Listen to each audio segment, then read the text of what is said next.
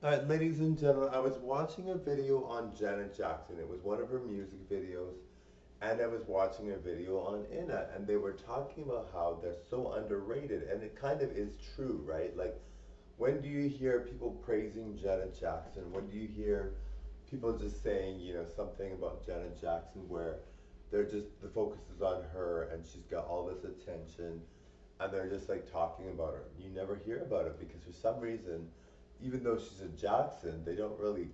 I mean, she's never really in interviews anymore either. Like she's not really in interviews really, and she doesn't really talk much about her performances.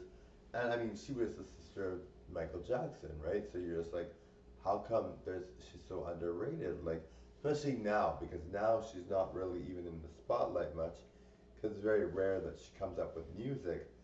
So you're just like, how come she's not a huge?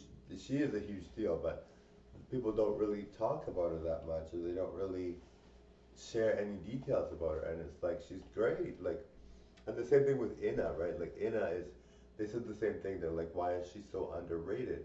I mean, even Janet Jackson's more rated than Inna. Inna is like almost like nobody even knows about Inna, and Inna's like a huge force to be reckoned with.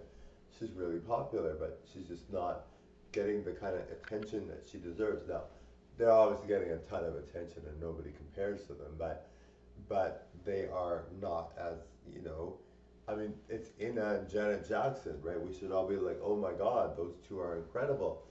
I feel like Britney Spears gets a lot more attention, and same with Madonna, and same with like even like Celine Dion gets more attention, or Mariah. But they're not really talked about too much, and they're not really highlighted in many things. So it's kind of like unbelievable. Anyway, thank you. Bye now.